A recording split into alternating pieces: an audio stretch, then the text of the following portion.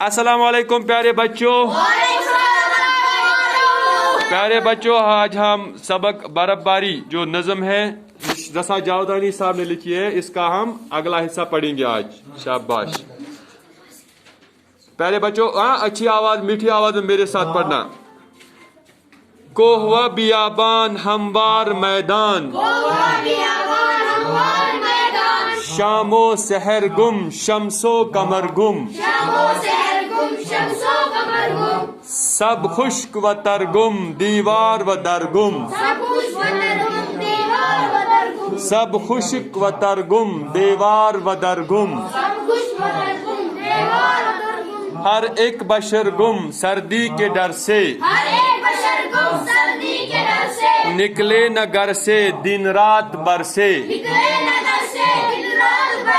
निकले न घर से दिन रात बरसे, शामो सहर गुम शमसो कमर गुम।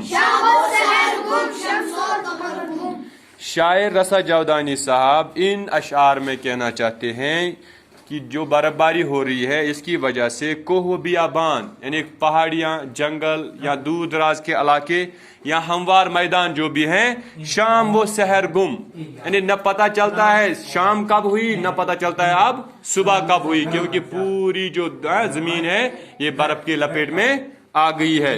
शमसो कमर गुम, शमस बोलते हैं सूरज को, किसको? सूरज को। सूरज भी गुम, बादलों के पीछे चला गया। कमर गुम, चांद भी गुम। कमर किसको बोलते हैं? चांद को। चांद भी गुम हो गई, गुम होना गया गायब होना। चांद भी गायब, सूरज भी गायब, अब दिन का भी पता नहीं चलता है, रात का भी पता नहीं चलता है। पूरे कोह बियाबान बर्फ के लपेट में आ गए हैं। सब खुश्क व तरगुम, खुश्क बोलते हैं खुश्की वाले हिस्से को, ठीक है, और तर बोलते हैं जहां पानी हो, यानी आप खुश्क वाले इलाके जो है वो भी बर्फ के नीचे आ गए, वो भी गायब, और पानी के जो हिस्से हैं यानी जैसे चश्मे हैं, नदी नाले हैं, वो भी बर्फ के लपेट में आ गए, वो भी गुम हो गए।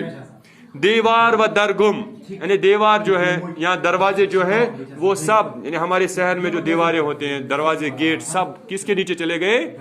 बर्फ के नीचे। आप वो दिखाई नहीं दे रहे हैं। हर एक बशर गुम सर्दी के डर से, हर एक बशर गुम यानी बशर बोलते हैं आदमी को, इंसान को।